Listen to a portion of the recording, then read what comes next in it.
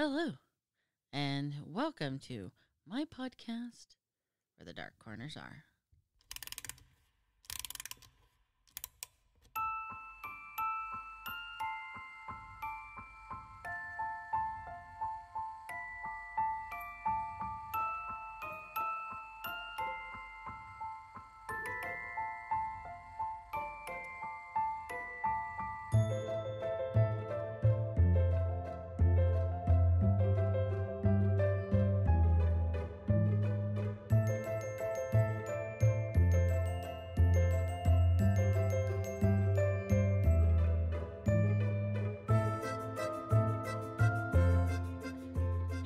Hello. I am Vina, and I am your Dark Travels hostess. Tonight, I'm actually joined by the husband, Jeff. Hi. It's been a minute. Yep. Been a while. Like, a serious minute. Yep. Been a long time. So, Happy New Year. Yeah. It's 2023 now. Yay. How's it going for you so far? Okay, I suppose. All right. So tonight we're cracking our passports back to the past and heading towards the land down under. So when I was a kid, when I was, young and spree and full of You're still hope. young and spree and full of hope. When I was younger, Oh, younger. Oh, okay. there were a few mysteries that was just like, wow, that's strange, that's curious. I wonder what happened. I mean, I only just recently learned about the Dilatov Pass, but when I was younger, we had these, again, the late night, Saturday night, Friday night shows that would come on and talk about this mystery or that mystery, and just kind of, you would read up on it in books, because back then the internet was in the process, but it wasn't necessarily readily available at our fingertips like it is now. So one of the biggest mysteries when I was young, full of hope, spree, was, again, in Australia, known as the Somerton Man. Now, this was a mystery that kicks off in the 1940s, right after World War II. And in between is the growing essence of the Cold War between the United States and its allies, and, of course, Russia, Mother Russia. That's what we used to call it back then. Now we just say Putnam's a fucking asshole. But either way. So let's talk about this mystery that has actually been solved. It's a solved mystery from... How does that work? Well, that's just it. That's kind of like, I think, the beauty of technology and time and DNA. Back when I was younger, the idea of catching killers, much less, or finding out people's identity using DNA samples, wasn't, in my mind, something that was even plausible. Forensics was still in its very much infancy by comparison to what they can do now. Yeah. I mean, they can find your cousin. They could that's how they found the Golden State Killer. Mm-hmm. They found, I think, a nephew of his through the process of DNA. So let's head back to this great mystery that once captivated Australia and the rest of the world. On December 1st, 1948, at approximately 6 a.m., 2 apprentice jockeys were out and about. They were actually exercising their horses, and they come across this man who's lying on his back in the sand. His head and his shoulders are like propped up, like he's watching the ocean. He is dressed in what they consider an American brown suit. His shirt is white. He is wearing a red, white, and blue tie. His trousers are brown to match his jacket, excuse me. He's wearing socks. He's got a brown knitted pullover, and it's like fashionably gray with a double-breasted, jacket that is of American style. With the exception of one, all of the labels on his clothes have been removed. He has no hat. And of course, he has no wallet. And on top of everything else, he's got freshly polished shoes. And there's a half-smoked cigarette resting on his collar. Like maybe it fell down. He was smoking his last cig. Was he just taking a nap or what? No, he's dead. Oh. Now, he was approximately 40 to 50 years old. He was 5 foot, 11 inches. He was said to have grayish blue eyes, gingerly brown hair, and oddly enough, he was, for the most part, pretty clean. They did, however, note that his calf muscles were rather pronounced, and I'm quoting the Paul Larson, who was a taxidermist who was asked to embalm the body, and I'm going to quote him. His feet were rather striking features, suggesting he'd been in the habit of either wearing high-heeled and pointy shoes, and his calf was high and well-developed, such as found in women. So, like, maybe he was a cross-dresser? Potentially. Potentially. Or a dancer of some sort, but maybe because he had no identification, all of this, accumulates to a strangeness, but maybe people started thinking maybe a black market trader, some type of sailor. But more importantly, there was a lot of theories about him being a Cold War spy. And on top of everything else, when the authorities started looking into him and looking at his features, they did feel like he had an element of a European look, perhaps in the British type manner. But he was wearing an American suit. Correct. That was, again, missing most of their labels. Yeah, and yeah, I mean, his jacket was distinguishedly American. Now, they obviously came to the conclusion that he'd either been in America or had bought the clothes from somebody who had brought American clothes to Australia. And, again, the only thing that was found in terms of writing on the label or the clothing was the word Kean.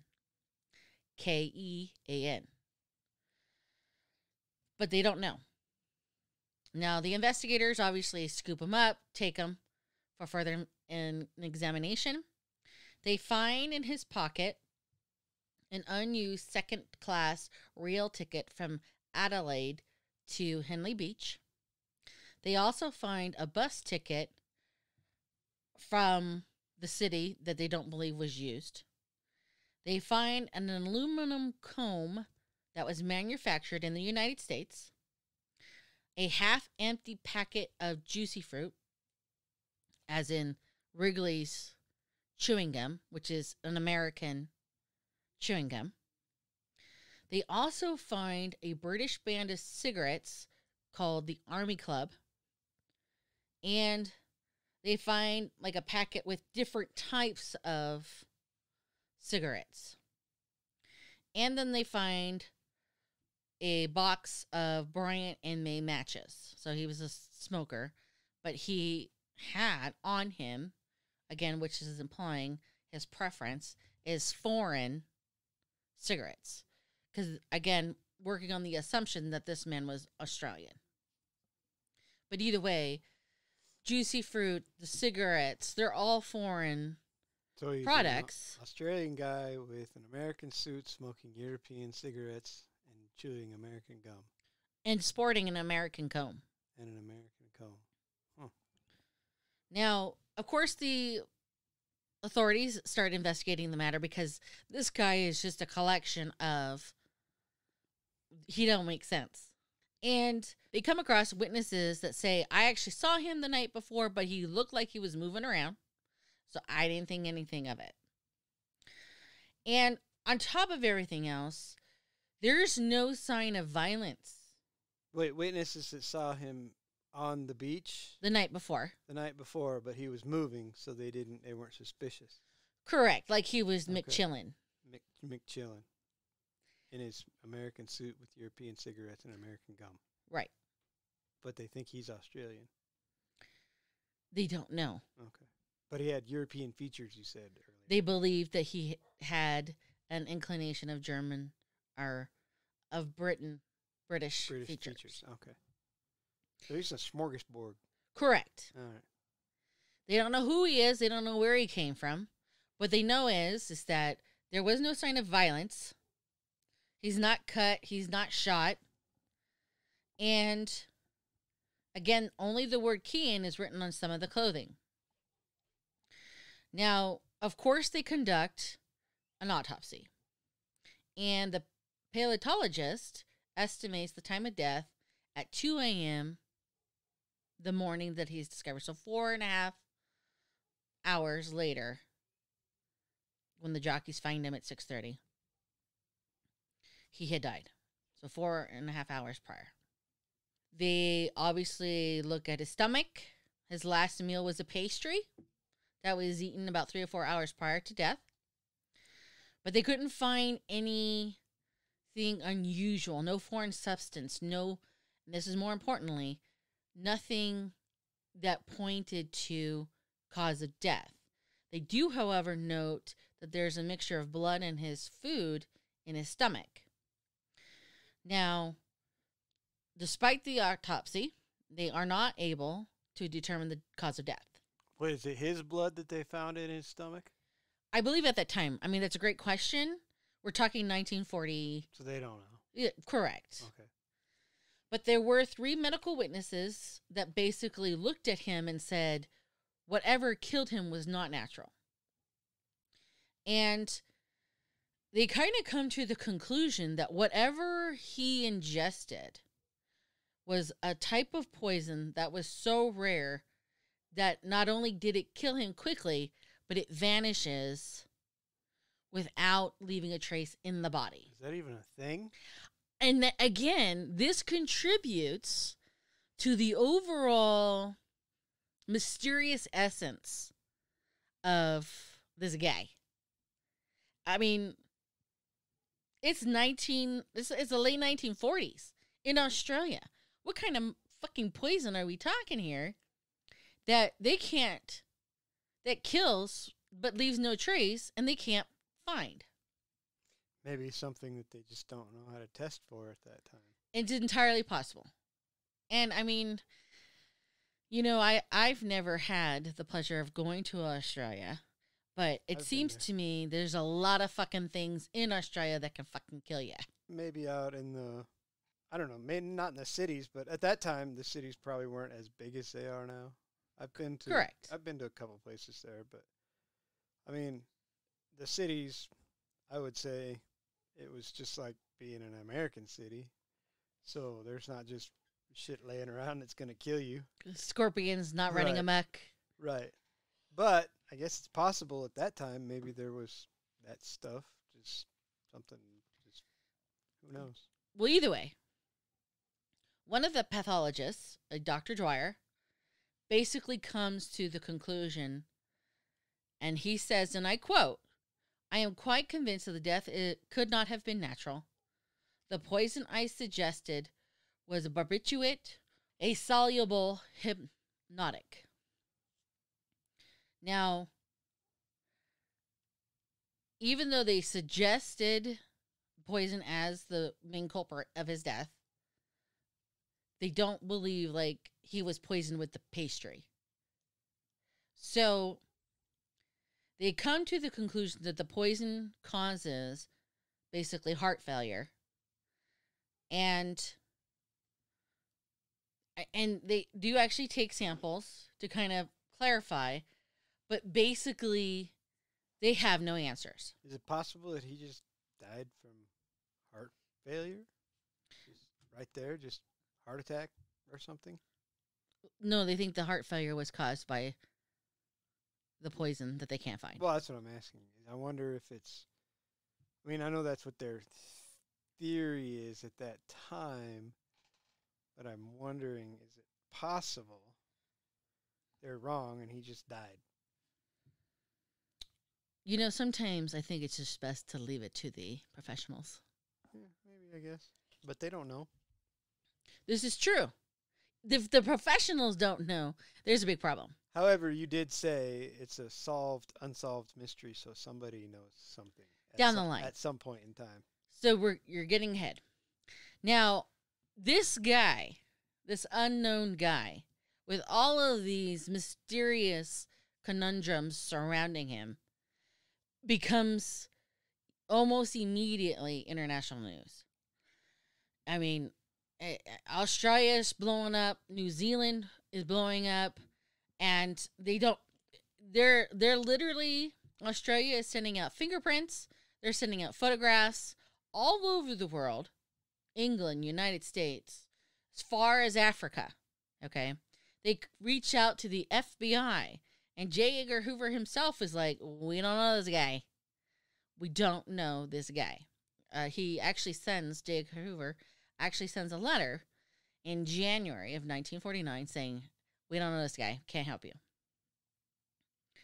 Now, in the course of the investigation, the police learned that the day before he dies, he actually had somehow taken the train to the Adelaide Railroad Station from a location they don't know. They just know he got there on a train. And he had checked a suitcase into the luggage room at the train station. They also know that he bought a ticket to Henley Beach near Somerton Beach, but he didn't use it, and he made his way to the beach by the bus. So he's got like a lot of different options, and for some reason decided to take the bus. They, of course, find his suitcase at the train station, and one of the things that they basically confirm that it's his stuff is in the luggage is a distinctive orange thread that was actually used to repair his trousers. But again, nothing really provided them with any significant detail or direction. No, so again, in his suitcase, there's no ID. He just checked his suitcase. They didn't have a name. You know, there was a time where you just was like, I want to leave my baggage here, and they gave you a ticket claim. And all you had to do was return the ticket claim to collect whatever they were holding. Things were very different back in the 1940s. Yeah, people didn't blow shit up, I guess. Right.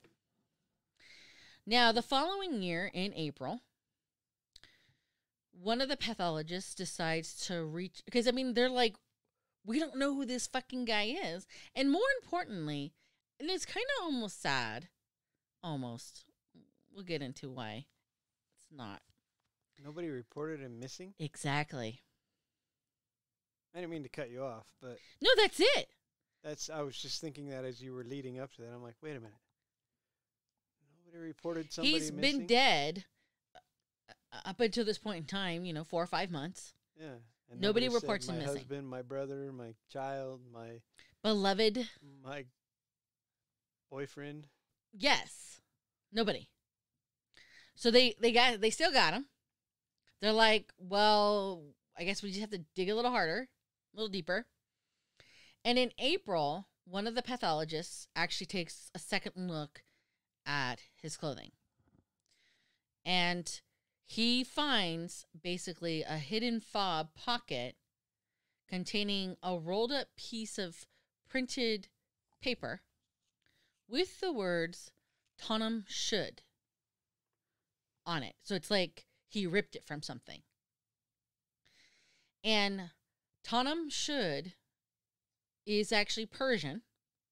So here we have Australian, American, British, and now we got Persian shit. And these words mean like the end, or it's finished, or finished. Now, when they look at all of this, they're kind of coming to the conclusion that this guy must have killed himself. Because they literally have nothing else to come to. They do some digging, and they realize that Tanum Shud is actually the final words of a poem from the Rubaiyat, which I'm probably mispronouncing.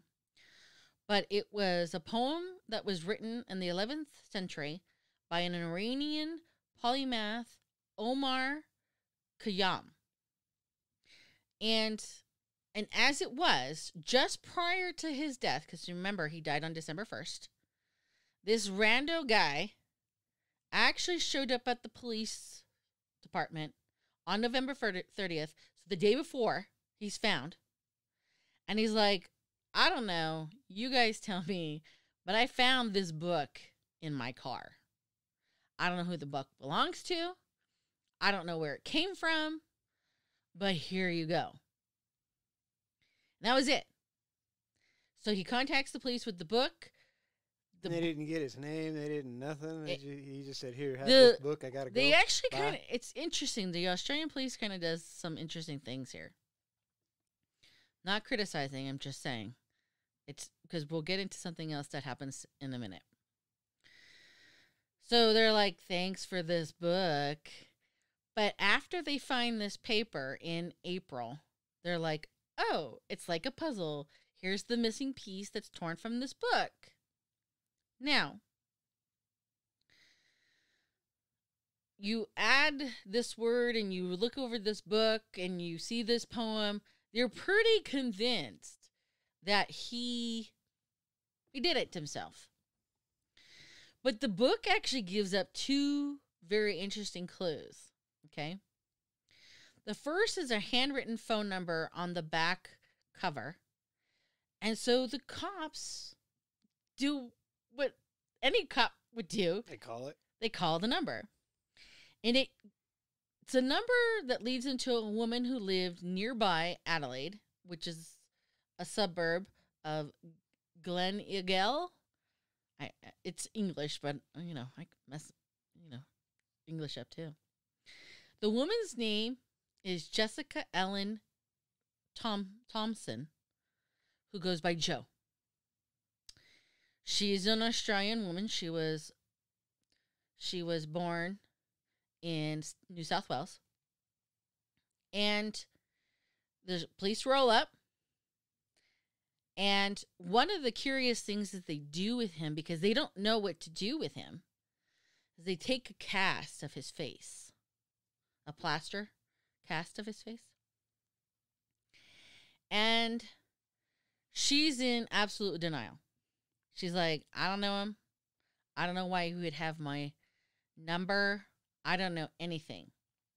Maybe he just bought the book or had the book or the book. Well, he said he didn't know who the book was, right?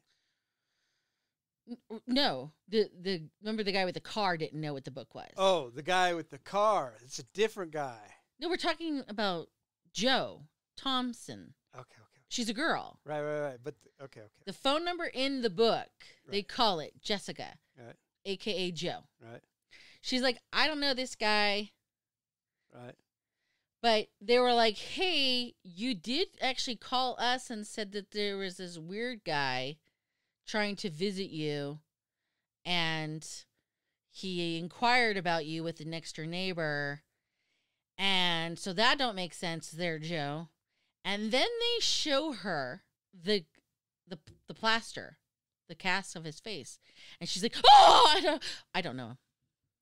She has this immediate upsetting reaction. And then she pulls back and says, oh, I don't know him. Liar. So then she says to the cops, hey, look, I know this is a big international scenario, but please don't mention my name. So that's kind of what they do. They actually withhold her information. And I mean, later on, they kind of speculate that maybe she did know him. Maybe she was bumping uglies with him, but she was maybe potentially married or involved with somebody who had the potential of a future. And so they kind of just leave her alone. That's weird. So, but yes, she goes on with her life, or she's already involved in her life. I don't know. At some point in time, she has a son. She has a daughter named Kate. And later on, because again, this is a huge international mystery. They come back, and about this time, Jessica Joe has died. Joe dies in 2007. But so they hadn't solved it all the way up to 2007. No. Okay, so now we're looking at 50 plus years. Correct. Or almost 50. Yeah. Correct. Yeah. They come back, and her daughter, by the name of Kate, actually gets interviewed. And this interview actually gets conducted in 2014. I mean, this is how recent this is. She goes on 60 Minutes, and she's like, yeah, I think my mom knew him. And I'm pretty sure that they were potentially spies. So the mom was a spy too? Yes, because according to Kate, the mother taught English to immigrants. She was interested in communism. And her mother actually could speak Russian, which is not common knowledge, especially in Australia in the 1940s. Yeah. And Kate says, I don't know where my mom knew all this stuff. I don't know how she got to it. And it kind of feeds into the notion that maybe something more nefarious was going on. Because the other thing that they find in the book, again, going back, is a scribbled code that basically they can't solve. It's a coded message. They should have hired you. Well, they didn't know me then. So, as it is, they're like, back. So we're still back in the 1940s. They're like, well, we don't know what to do with this guy. Joe says, I don't know him, even though her reaction suggested otherwise. We can't solve this code in this book.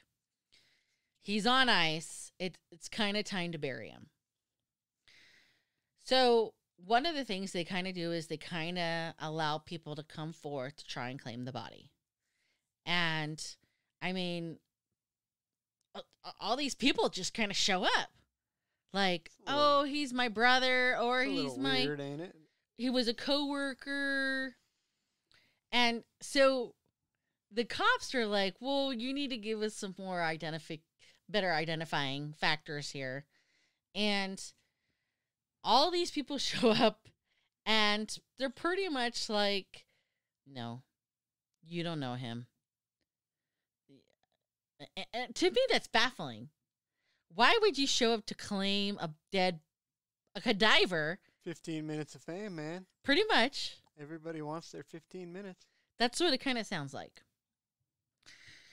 So the police are like, no, we're done. It's time to bury the body, which they do in June 1949. The Salvation Army conducts the service. The South Australian Grandstand Bookmakers Association, and I'm not sure where they came from, but they paid for the service. And he gets buried at the West Terrace Cemetery under the headstone, The Unknown Man. Wonder if it's still there. We're going to get to that. Now, 10 years after he gets buried, a witness comes forward in 1959 and says, hey, look, I saw 3 other guys, well-dressed guys, carrying another man on his shoulders along Somerton Park on the beach the night before the body was found. And the cops were like, thanks, it's been 10 fucking years, but okay. And bear in mind, I know this might sound strange that all these people are on the beach, but in December, it's summertime in Australia. So they're like, thanks for the information, but that doesn't help us any. 50 plus years go by. Okay. a professor by the name of Derek Albert hears about the Somerton Man and is like, I've got to solve this. This is my Dolotoff pass. I'm going to figure this out. And he's a professor from the University of Adelaide. And he's like, we have to exhume his body so that we can analyze his DNA to figure out who this guy is. And in 1995, yeah. I mean, what a stark difference. I hear we're in the, I was a young kid in the 80s hearing about this guy. 10, 15 years later, there's a lot of possibilities thanks to the forensics and the science surrounding DNA. And he begins campaigning. This guy, Professor Abbott, is so entrenched. He reaches out to family members, for people he thinks is potentially this Somerton guy's family. Well, how does he has the DNA analyzed and then he starts reaching out? No. Or You remember we have Jessica, Joe. So he reaches out to Joe's granddaughter, and her name is Rachel. This is Joe's granddaughter? Yeah. What happened to Joe's daughter? Well, Joe's daughter's still here, but Rachel is the daughter of Joe's son, Robin. Okay. And Professor Abbott reaches out to Rachel, and he's like, I really think you guys are the descendant of the Somerton Man. And she's like, oh, well, this is, intriguing. And they actually end up getting married. Rachel and the professor. Correct. This is weird. And they even, keep his picture, the Somerton Man's picture, a portrait, a painting of him to kind of remind them of this mystery. They're still trying to solve it. Correct. And eventually Abbott even assigns his students to break the code that was in the book. He's serious about this. Yes. Yeah. He marries the descendant of the woman. Well, we don't know, because has he, Correct. at this point, has he checked the DNA yet? Or has it even been exhumed yet? No. Okay. He's just like, we got to do this. He's campaigning. He's pushing for it. So what does he think? That one of Rachel's kids is fathered by the Somerton Man? No. Or not Rachel. One of Joe's kids is fathered by the Somerton Man. He thinks either the daughter or the son. The son. Okay. He thinks Joe bumped a couple uglies sometime. Yeah. With the mysterious guy. Uh-huh. And they produced the son. The son. Robin. I get it. Robin went on with his life, had a daughter named Rachel. But maybe remember I said it's possible that Joe was like, either she was married. Yeah, I get it. Or she found a boyfriend who was serious. Right. I get it now. And the matter couldn't be pursued.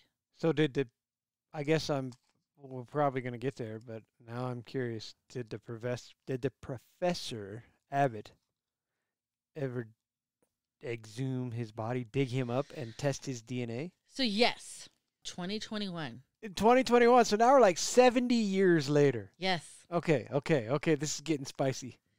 They exhume his body. They need to make a movie out of this. So after years of campaigning and doing his very best to solve this mystery. He started this in 1995. Correct. Well, this is when he first heard about it. He was like, I gotta solve this. Right. This is my jam. Okay.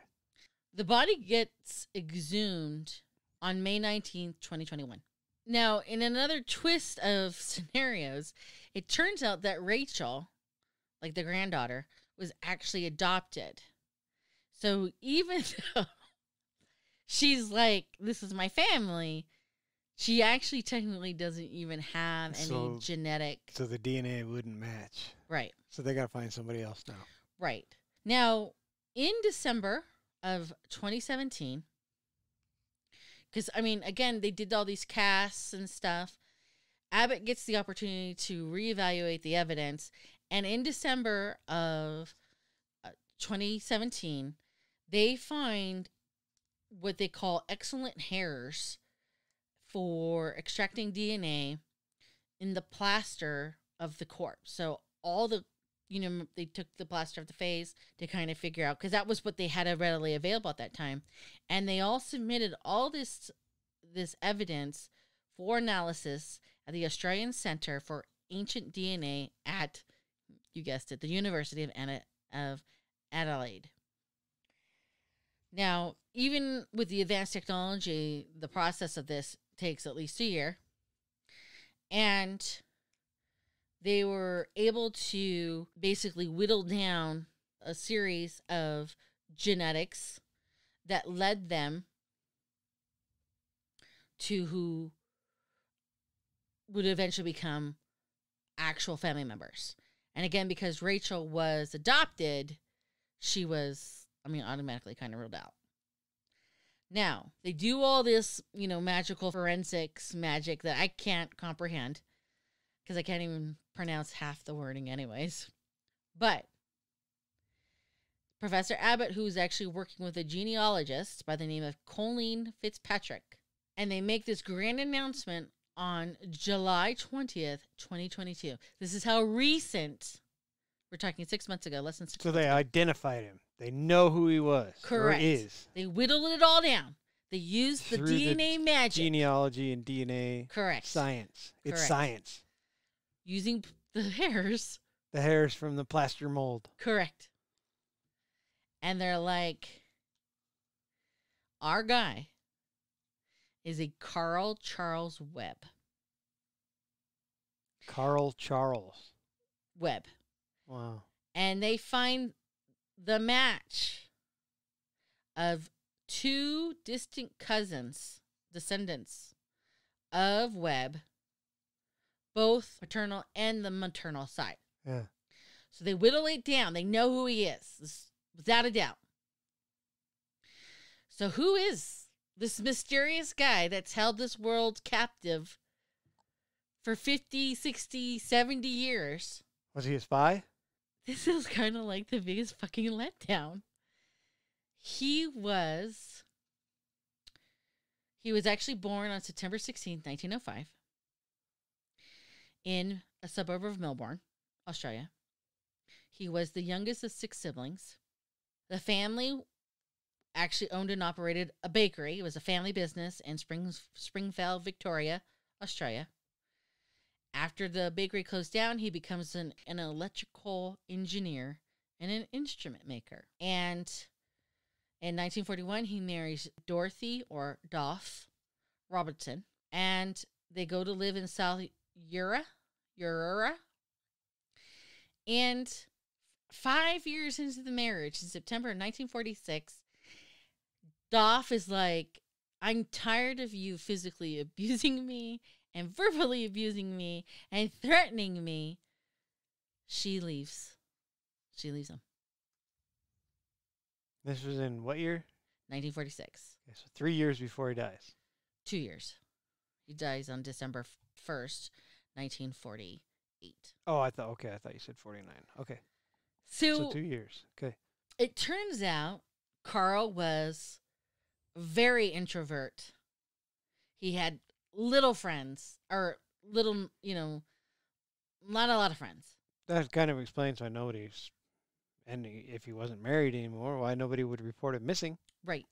Yeah. The guy went to bed at 7 o'clock each night. My kind of guy.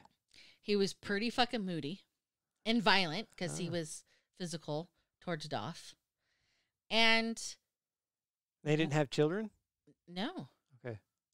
But he was fond of poetry, and apparently he was a poet himself. And the topic he loved discussing the most was death. And it was his greatest desire to find out what death was like. Well, he found out. Yeah. And he became a worldwide sensation. This guy, who turns out to be an abuser, becomes this worldwide sensation in his death. Let's get back to the whole Joe thing. Did him and Joe have a child? No. Okay. All right. That's out. Not spicy anymore. Right. kind of boring now. However, just so you have closure on the wife, Dorothy files for divorce on the grounds of desertion in 1951 because she don't know where he is. He's not bothering her anymore. So so he's been dead for 2 years, and she files 3 for years. divorce. 2 or 3, like 3 years. I don't know where he is. I don't know. He's dead. That's funny. She has no idea he's dead. Yes. But to bring closure to some of the other things, Carl had a sister by the name of Frida Grace. Frida lived about 20 minutes from her brother, Carl. And Frida was married. She was married to a gentleman by the name of Thomas Gerald Keene. Oh, Keene on the clothes. Yes. Okay.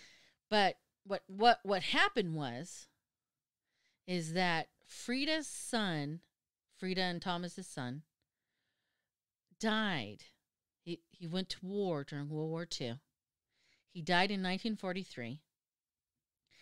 And because John actually lived in the United States, he had money, he had American clothes, he had a bunch of American things that they believe that Frida just simply gave to Carl, which is why he was wearing these American items. It was the sister. Boring. No! I think that's a great... Well, it's a good solved unsolved mystery. It took him 70 years to figure it out. Correct. But I mean, what bothers me is here this man was a worldwide sensation. And he turned out to be kind of a dick. And a nobody. So, like, it makes you wonder, in 75 years, some of these unsolved murders or people that they find dead and they have no idea who they are, they're going to be able to dig them up and check the DNA and be like, hey, we know who he is now. Find your granddaughter. Like, hey, this is your grandpa. Yes. But hopefully, and I don't see this happening anytime soon, as time does pass, the information becomes more accessible. The investigations, such as the Dyatlov Pass, becomes more accessible and truthful. Mysteries like the Somerton Man would be closed. But, for me, it's about the Dyatlov Pass. But that's it. Interesting.